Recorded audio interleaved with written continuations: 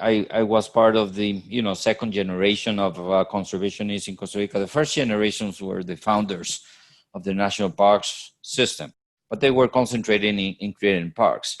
My generation was much more concerned on deforestation and other environmental problems like hydro energy. Big dams was an issue back then. We were questioning, the decision-making processes and the lack of value and recognition for nature. So I, instead of, had a group of friends, we made the first NGOs and we made the first federation, which we were like a watchdog organization. I cut my teeth, fighting big dams and logging companies. And I decided that I should get involved in politics. Welcome to Mongabay Sessions. I'm your host, Mongabay founder Rhett Butler. In this series, we'll be interviewing some of the world's leading conservation thinkers and doers about their experiences and what can be done to make the world a better place. Thank you for watching, and I hope you enjoy. I'm here speaking with Carlos Manuel Rodriguez from the Global Environment Facility. And Carlos Manuel, you just assumed a new position at the GEF, is that correct? Yes, that is correct, Rhett. This week will be my first month in the GEF. Well, welcome to that very prestigious position. Well, I'm very pleased. I'm very pleased. I'm honored. I'm really happy. I've been working as a Costa Rican, which probably half of my professional life I have worked in government, half within the civil society in Costa Rica.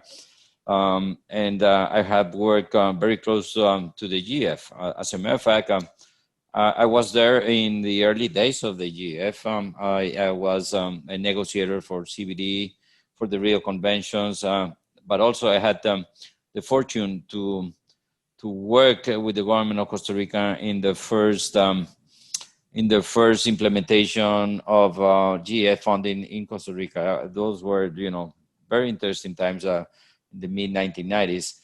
So I'm really delighted that 25 plus years after that I'm leading this very prestigious organization. I never thought I would be having that opportunity, particularly coming from a developing country, recipient country. Yeah, I mean, it's amazing how much how much you've done over the course of your career. But I'd like to take a step back first and hear about how you got interested in conservation or the environment or nature in the first place. Well, what a great question. I grew up. I was born in 1960, so I grew up in a very different Costa Rica than the one that we have today. Today, Costa Rica is quite urban as opposed to when I was a kid, which was very rural. So I spent a lot of time in the outdoors. I come from a family with a strong tradition in coffee farming. So I spent a lot of my days as a kid in the family farm. That coffee farm was right next to a large tract of primary forest that eventually the government of Costa Rica protected. It's a complex of protected areas, probably 500,000 hectares. And I remember as a kid spending my holidays and summertime in the family coffee farm. My cousins were very much interested in the coffee operation. I was delighted in hiking the forest and looking to the wildlife. My grandfather was a hunter, a sport hunter.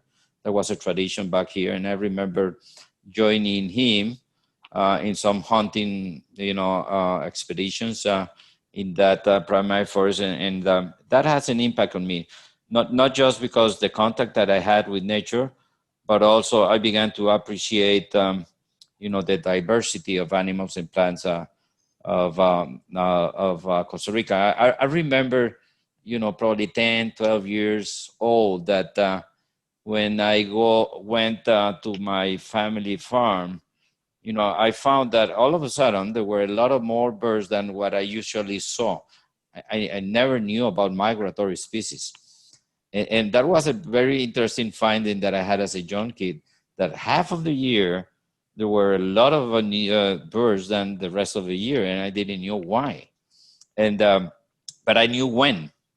And then, as I, had access to books, because there was no internet or only books, I found that there were, migratory species coming from Canada and the US to Costa Rica. And I said, those very small, beautiful yellow warblers are coming from all the way from, that finding was really, really shocking to me. And, it was, the contact that I had with the outdoors in rural Costa Rica. But at the same time, as the 70s came on and we got into the 80s, I saw deforestation big time in Costa Rica. Costa Rica was not exempt to development and the ideas of putting land under production.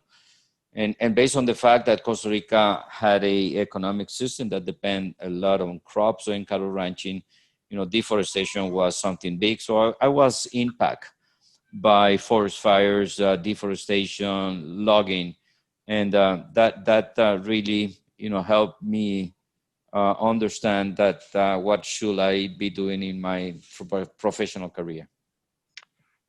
So from that start, you rose about as high as you could possibly go in the environment in Costa Rica when you became the Minister of Environment and Energy. So I'd love to hear about your path to that position. And then once you were in that position, Costa Rica made very impressive gains on issues like forest conservation, payments for ecosystem services, decarbonization of the economy, land and ocean conservation. So would also like to hear about which of those achievements that you're most proud of and why. Okay, good. Thanks. So in between the 1990s, by the end of the mid 1980s, I was part of the second generation of conservationists in Costa Rica. The first generations were the founders of the national parks system, but they were concentrated in creating parks. My generation was much more concerned on deforestation and other environmental problems like hydro energy, big dams was an issue back then. We were questioning the decision-making processes and the lack of value and recognition for nature. So I, instead of, had a group of friends, we made the first NGOs and we made the first federation, which we were like a watchdog organization. I cut my teeth, fighting big dams and logging companies. And I decided that I should get involved in politics. And a few of our friends, we were tempted to create a green party, but we came with the idea of, let's, better try to work with the traditional political parties.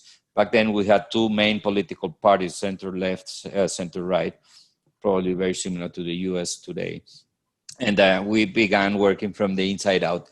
So from the 1990s a month ago, I entered 4 times in the Ministry of Environment. I helped create the legal framework in the institutions in Costa Rica and had the fortune to work 4 times in different periods in the Ministry of Environment. My first job was in 1995 as a director of the National Park Service, probably the best job I ever had in my life. And then 3 times as Minister of Environment. I was going into government and leaving government because of political changes. And, every time I left the government, I was working with, the NGOs and research institutions. So what are the things that I felt most proud of? Probably leading the team that came out with this new innovative policy in the mid 1990s that created the payment for environmental services. Leading that team that was able to pass new legislation in 1996 through the new forest code, where we put a tax on fossil fuels, and the revenues from the tax on fossil fuels should be channeled to owners of forests, because there was an evident market failure that didn't price and recognize the environmental services being provided by natural forests, tree plantations, or agroforestry systems. So we fought a lot deforestation and land use change and tried to enforce policies and regulations, and that didn't work because we had the market against us. We understood that we need to put the market on our side, which is what we right now are basically doing globally. We came up with an idea of, doing payments. The payments is what I call the second generation of forest incentives. We had a first generation before the PES. The PES came in 1996, but before the PES, that is based on the tax on fossil fuels, we already had a first generation of forest incentive that was established in 1979, when the government realized that they need to put some incentives to restore degraded lands and promote tree plantation. The issue was basically the fact that money was coming from the central government. So there were some incentives, basically subsidies and tax exemptions in that first generation. But even though it worked for almost 20 years, it was politically and financially not sustainable.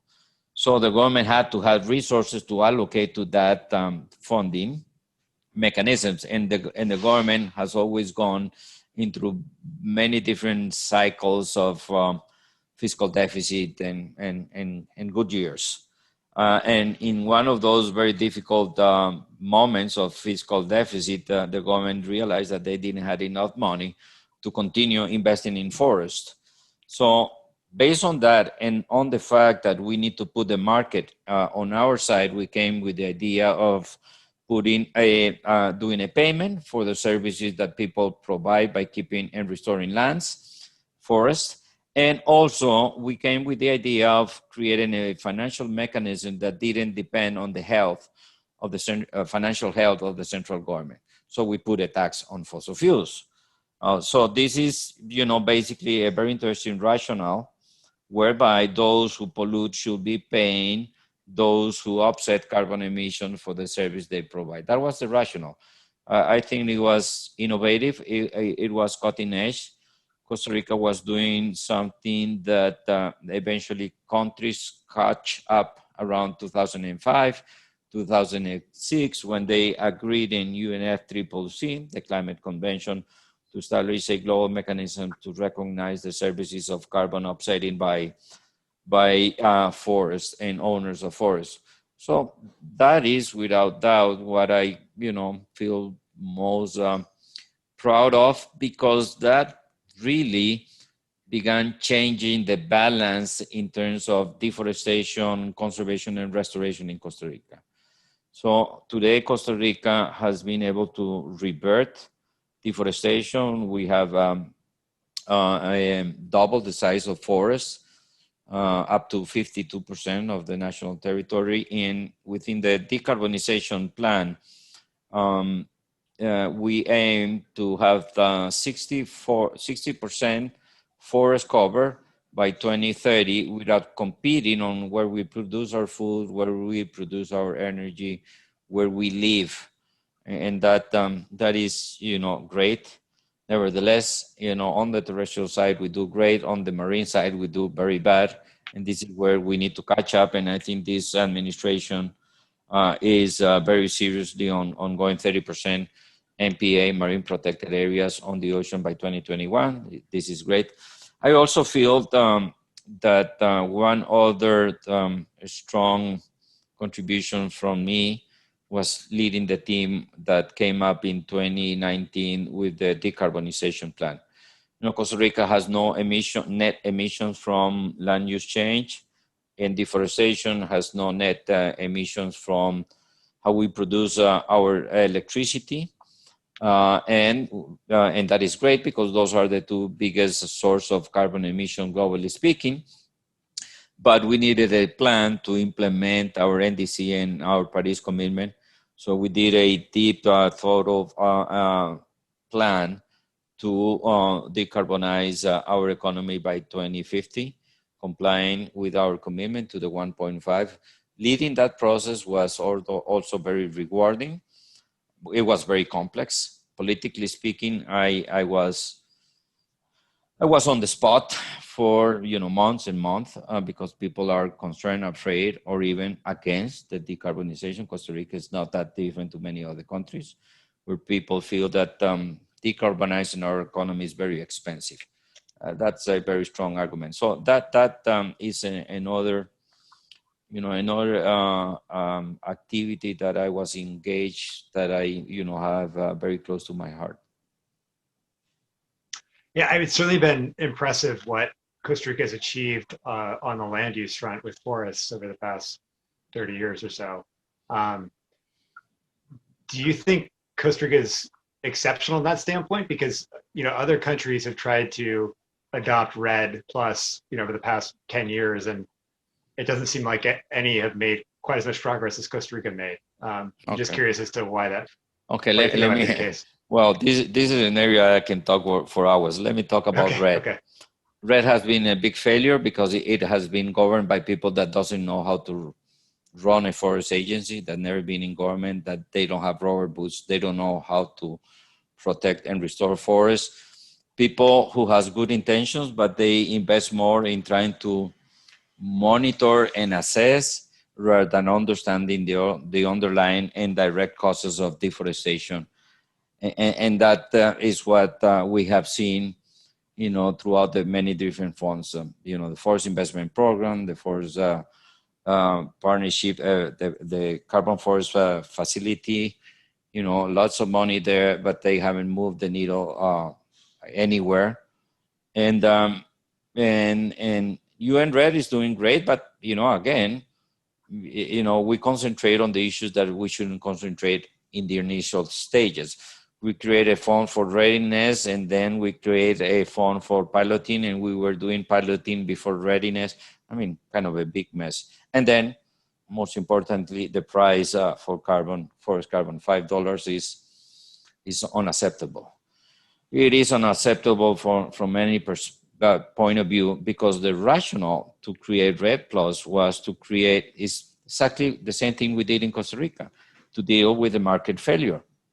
If we really value forests because of the human, biodiversity, or climate economic benefits, we should be compensating those who give us a carbon offsetting service with the real value of that service, not whatever the donor wants to pay or whatever the fund wants to pay. We need to match the cost of opportunity of doing the wrong things that we don't want to see in those landscapes. And that was the rationale that we used in 1997 in Costa Rica when we put the tax on fossil fuels. We immediately, as we generated a sustainable, politically viable source of finance, we began paying $42 per hectare per year for those who want to keep their forests because of their services. Why $42? Because that was the cost of opportunity of doing cattle ranching in those same landscapes. So immediately we address the market failure. Today, if I want to access to these carbon forest funds, I will be paid in between $5 to $7. The cost, just for your information, the cost of offsetting a ton of carbon in Costa Rica is $17. So I won't be interested to receive $5 or $7 if the cost of offsetting a ton of carbon to us is $17. So we got a big issue there. So this is, and I can talk a little bit more. I hope we can talk a little bit more about RED Plus, because it is key in the context of what we have in the next 10 years. But going back to your question about why Costa Rica and why Costa Rica is different, Costa Rica has done great, not necessarily in environmental conservation, even though it has some very interesting things. If you see our track record on pollution, water pollution, toxic waste, solid waste, plastics, we are a mess like many other countries. We're dealing with that. And I can explain why on the green agenda we've been good and on the gray agenda we haven't been. I can explain that. But here I want to highlight the fact that Costa Rica did a leap forward in terms of human development that created the enabling condition for us conservationists to step in and present some ideas that eventually began a transformational impact in the country. And that leap forward in terms of human development was done in between my grandfather and my father's generation, where Costa Rica commit big time to mobilize resources for education and healthcare. And based on true strong principles and values associated to liberty, democracy, respect to human rights. My grandfather's generation was able to abolish the army and divert those funds into education and healthcare, things that were already a priority for this country. So even though my grandfather grew up in probably the poorest nation in the Western Hemisphere, Costa Rica, in the early 20th century, in a matter of 1 or 2 generations, we were able to do a leap forward in terms of human development. We were, the civil rights reforms in the 1940s, the creation of the higher education system, the social care and health system in the 1940s, together with the abolishment of the army, meant that we, did very good in terms of human development.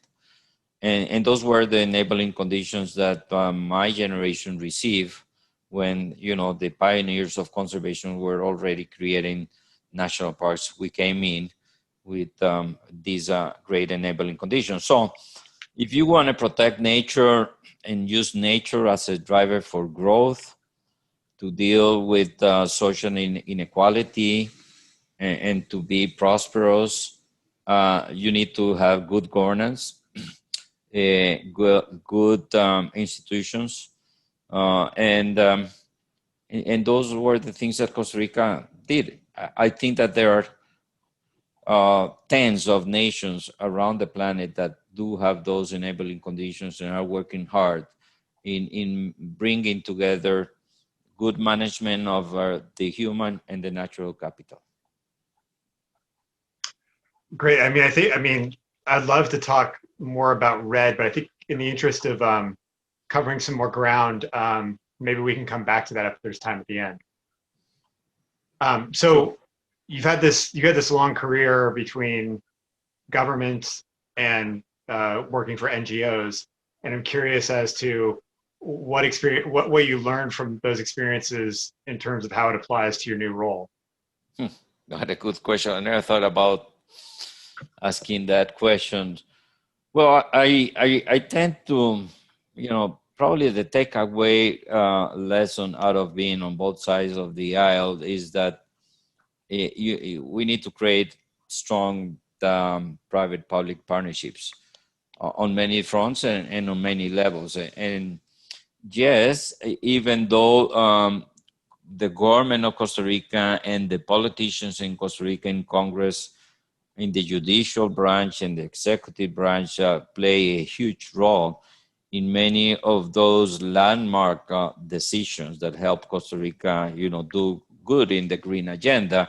There is no doubt that that will never happen if we didn't have, the scientists, the academics, and the civil society organizations working with or around the government. And that never meant that that relationship wasn't tense or conflictive.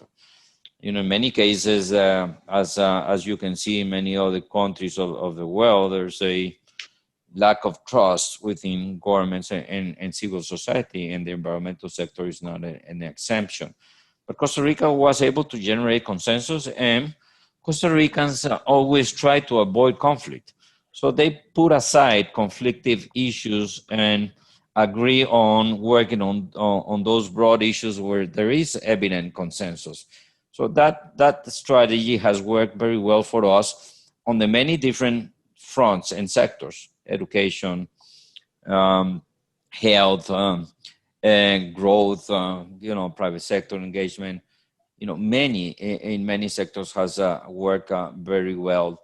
So we try to avoid the conflict. We try to avoid going to courts. We try to avoid the physical confrontation as much as possible. That is very much within our DNA, and that has helped us. Nevertheless, there are issues where we don't agree, and particularly, there was a change of civil society. We used to be conservationists. Now we are environmentalists. That's a very big change that happened at least in civil society in Costa Rica, because conservationists were those guys which were very concerned about nature conservation, 60s, 70s, and 80s. And as the Cold War ended, a new membership came into our groups, which were not very much interested in preserving nature rather than bringing other environmental and social issues into the cause. And that was very interesting because, as we turn from being a rural society into an urban society, many of the environmental challenges shift from the rural to the urban. So pollution, waste, energy production became big things. But also the conservation movement became very much ideologized by the new ranks and members that used to be very active in the Cold War East-West confrontation that we had. Remember that the Cold War, which was a confrontation of USSR in the US, they never fought. They used other countries where they battle. Central America was the battleground for during the Cold War years. Costa Rica was relatively immune to the armed conflict, but was very much affected by the social and human crisis that we had out of the Cold War. So those were elements that set, the basis of a relationship within the government of Costa Rica and civil society. But I tend to believe strongly, and history can tell that we have a lot of common ground where civil society and government has worked together, particularly on creation and management of protected areas, on biological corridors, and the role of local communities in taking care of those key biodiversity areas. Well, it's really interesting. So last month, well, I guess it was this month, but you were quoted last month as saying, when the COVID-19 recovery occurs, we have a once-in-a-lifetime chance to scale up support for critically needed nature-based solutions to help our forests, lands, oceans sequester carbon and protect habitats. So I thought that was a really insightful, comment. And I'm just curious as to what you think are the best opportunities to realize that opportunity, the best ways to realize that opportunity, and then also the GES role in driving that change. Oh, that's a very good question. So today, most of the nations from the east, the west, the north, and the south are struggling with this human crisis, and we're just entering these economic recession that nobody will be exempt of it. So all countries are working hard in very difficult political contexts because people are unhappy, are sad, and even angry with governments because of the situation they are suffering. I never seen in my lifetime so many jobless and impacts on businesses, and particularly small businesses. So most of the countries are trying to agree, particularly in parliaments and in Congress, on how do they deal with the COVID-19 crisis, and how do they stimulate economies and will be, back on track on positive numbers. So here is where we have the opportunity, because this should be the chance in our time to really begin connecting the need to come up with very quick, even magical short-term solutions that can really, bring back jobs and economic stability at the same time that we move away from the economic system that has put us in this problem. Because, we need to recognize that this pandemic is a product of this confrontative relationship within humans and nature. And this confrontative relationship within human and nature is very well seen within our economic model. And our economic model, even though it has helped many countries in the last century to do much better in social and economic terms, has two big problems. One is that the economic model aims for unlimited growth in terms of concentrating on individual prosperity. And the second is that it doesn't recognize planetary boundaries. So this economic system has put us in such a very delicate situation. Today is COVID, tomorrow is going to be climate change. So this is the moment where we need to be able to help governments understand that the way out of this crisis is mobilizing resources to blend short-term aspirations with mid-term aspirations. The mid-term aspirations are already there in the multilateral agreements, being carbon neutral by 2050, protecting 30% of nature by 2030. We already have many of those targets and aspirations. We shouldn't put them aside as we restore our health and our economies. This is the moment to restore our health and economies and move away from this neoclassic economic model that aims to unlimited growth and doesn't recognize its planetary boundaries. But we need to be there.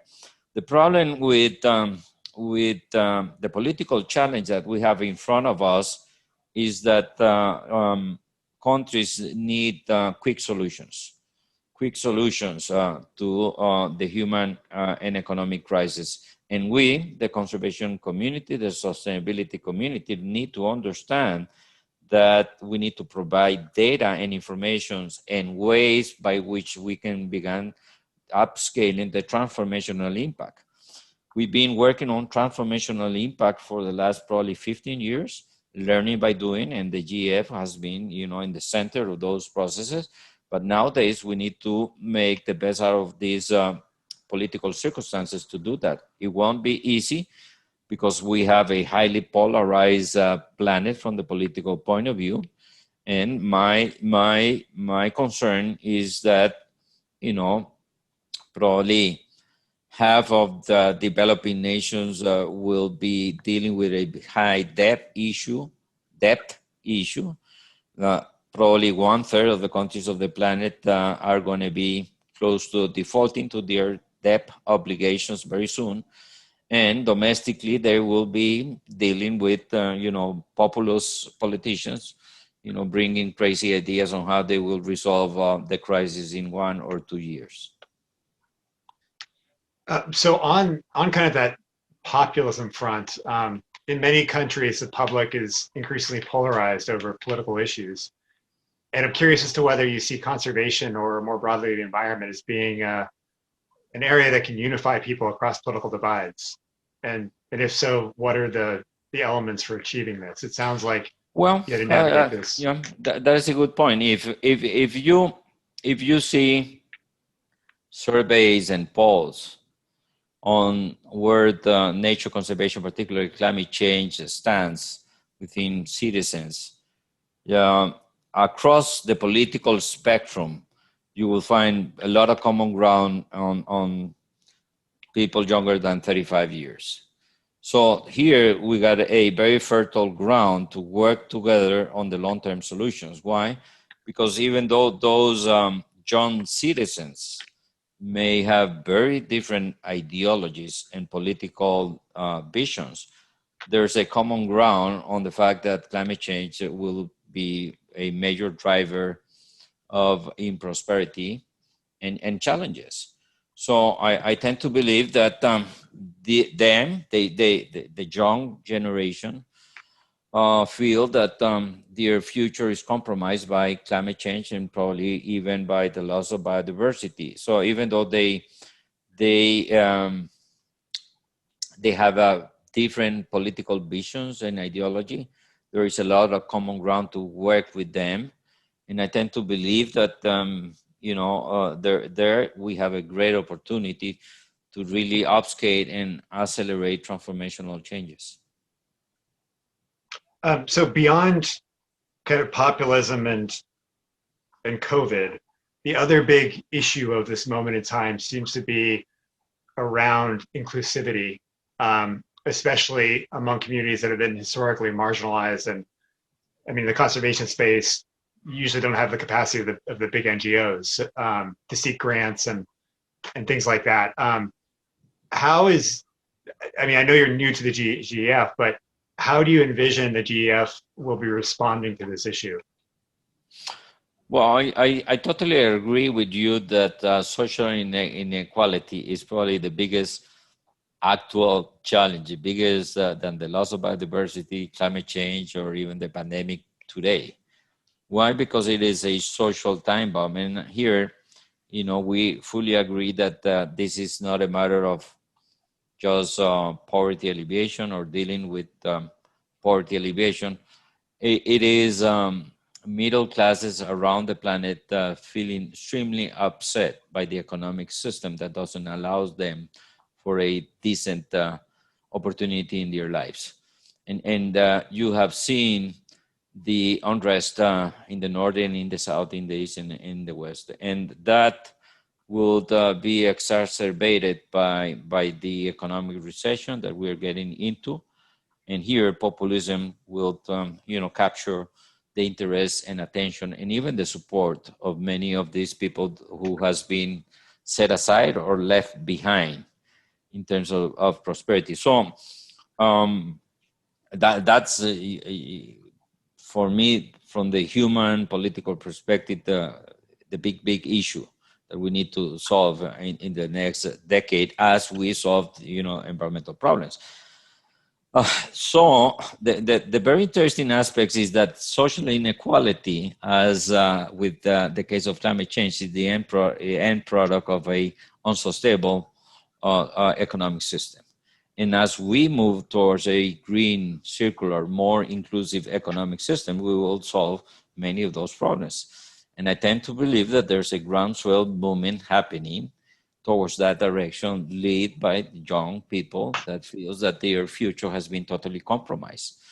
The GEF is playing and will play a very important role in this in this context, because it's one of the agencies that first understood that instead of dealing with the problem, we should be dealing with the root cause of the problem. And here's where, these new approaches came a few years ago under the leadership of Naoko Ishii, with good, excellent vision and wisdom, began transforming the GEF with the support of the Council and the partnership to move from, just working on the implementation of the different multilateral agreements, but understanding the transformational needs and responsibility that the GEF has to do in terms of dealing with the drivers of insustainability, and I think that that should continue to be the role. So here, not just the GEF partnership, but the nations of these planets has to agree on way forwards. And if you see how do we channel solutions for a more sustainable world, the GEF is in a position to deliver higher impacts based on our good experiences of almost 30 years. So on that front of inclusivity and involving more people, so over the past decade, there seems to be this growing recognition of the importance of recognizing, or I guess helping indigenous peoples and local communities secure land rights as a mechanism for achieving conservation goals. And so I'd be curious as to how that fits into the GEF strategy on conservation. In the pure center of that, of course. The social inequality is not due just to the economic and financial systems. It has to do with access and benefit sharing on the management of natural resources as well. So you see the same tendency on all sectors, and the environmental sector can be part of the solution. And that is very clear to us. That is why the GF is working so much at a community-based level, is working so much, particularly since GF 6 and more now in GF 7, with small landholders and indigenous communities. We strongly believe in the full recognition of not just their land rights, but the rights to manage their natural resources, which is then another element. I mean, and we said we need to talk more about Rhett Plus. One of the issues that we need to talk about Rhett Plus is who owns the carbon forest. And there are all kind of loopholes at the country level in terms of, legal frameworks. And if we are not able to deal with that, we can grant and recognize full land rights and respect the land right, because that's another issue. There's many countries who has granted and recognized land rights, but they don't respect them at the end of the day. So that's meaningful. But here's another front in terms of, who owns the environmental services and who has the right to receive the benefits of the good management of those natural resources. So yes, it is in the center of that. If you see where the carbon, the biodiversity, the fresh water, the forest, and indigenous communities are, they all overlap in a very positive manner. So we need to really move forward this sustainability and rights agenda. We need to, develop right-based approaches everywhere. And once more, the experience that the GF has is very big experience, but we need to upscale that in all possible geographies. Great. Well, so we've talked about some of these short-term crises that we're trying to deal with right now. Obviously, this is changing priorities. I'm curious as to what your near-term priorities are for the GEF now that you're in charge. Well, as I understand more and more the operation of the GEF, as I understand how do we define goals, targets, and measure our impact, as I understand the politics around the operation of the GEF, because at the end of the day, it's a partnership of more than 183 nations, I will concentrate on the potential that we have to have a higher impact in terms of amplification by really understanding the policy development at the country level. And this is key because, we've been working with countries for 30 years, doing great things, but at a very small scale. And we need more policy coherence at the country level. For me, it doesn't make any sense to put, I don't know, $20-30 million in a country that is investing $2-3 billion in activities that generates biodiversity loss and contribute to climate change. So understanding the political realities, understanding the institutional challenges, understanding the data gaps at the country level and working with them hand with hand in being able to help them generate more policy coherence in their development policies is something that I do have a lot of interest in. Here's where a little bit of my experience being in the government of Costa Rica can help me, because at the end of the day, institutions, government, and politicians and stakeholders are the same everywhere you go. You got the same reality, the same challenges, and putting the pieces together, even though it may sound simple, it is very complex. So I got a lot of interest on issues that are, I can say that are related to policy coherence and also as important as more coherence in development policies, in policies in developing countries is the need to help them understand that countries can mobilize domestic resources in a more efficient manner. That is key to me, because I can double and triple the allocation of resources in the trust fund of the GF that we will continue to be our impact will be, relatively limited by the scale of the challenge. So it won't, we won't be able to do the leap forward in terms of our sustainability aspiration until we are able to mobilize resources from all sources. And, today, 80% of the finance for nature conservation come from public expenditures. I think we can do that much better in a more efficient manner.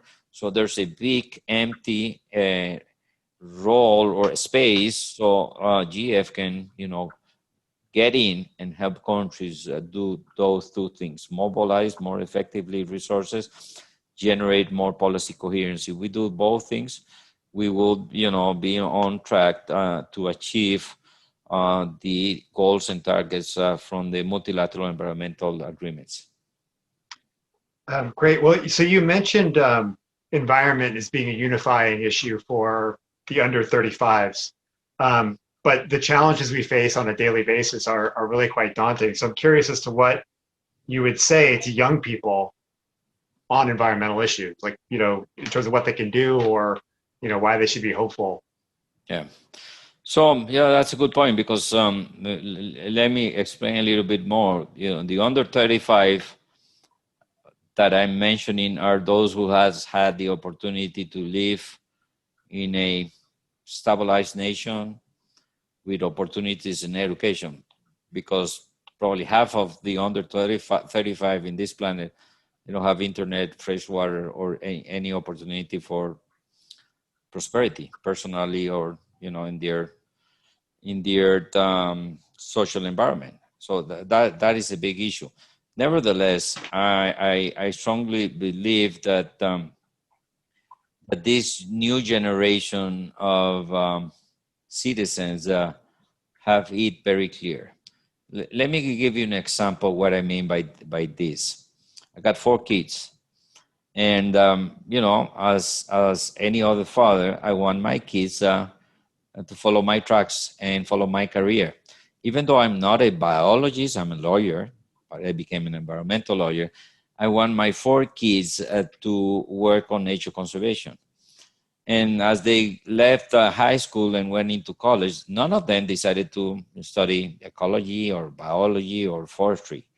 And initially, I was kind of upset, and I thought I failed giving a good example to my kids. But you know what really surprised me is that they decided to study a career that doesn't have to do anything with management of natural resources, but whatever they are going to do is related to nature conservation and climate change. My 2 older sons, one is studying business, and he's full on green business. And my older daughter studies psychology, and she's working with local communities and indigenous groups and wildlife conservation. So the point here is the new generation, whatever they decide to study or work, they will be a strong force of green transformation.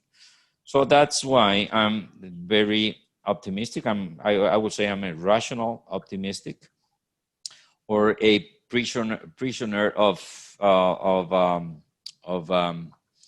esperanza, good faith.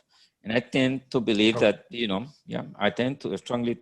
I strongly believe that they will do the transformation that we are just beginning to put the building blocks. Great. Well, I'm cognizant of the time, but I did want to ask you just one more question. And that would be, what advice would you give to the average person in, say, America or Europe, who has resources, who wants to maximize their positive impact on the environment? Well, I will basically tell them that we need to really engage in the transition towards a new economic paradigm. Whatever you do, whatever you work on, you need to really understand that we have one big opportunity in the next decade to do a major change, and that everybody has a responsibility. So instead of thinking that your aspiration will be to become a millionaire. Like, it was very funny. The other day, I had a meeting of my high school mates. 30 years we left high school, and I was the only one who dedicated my career in a conservation, non-for-profit kind of environment, public sector. You don't make you don't become millionaire working in government, in the right government, of course. And many of my friends were, very wealthy people, but they were relatively sad, and they told me that if they had an opportunity, they probably change their life. So that was very meaningful to me, in the sense that I felt that I was one of you in my generation that really understood the trade-offs that we had, and I dedicated my life to a passion, and that passion will probably mean a lot of sacrifices, but a lot of rewards. And I tend to believe that the rewards that I will have will be seeing this young generation coming in with the technology, with the passion, with the data that we didn't have, and do the big transformation. So these young kids are going to make the change. I'm really positive about that. We need to continue building, putting the blocks in that new building, green building, and that is what we need to concentrate in the next decade.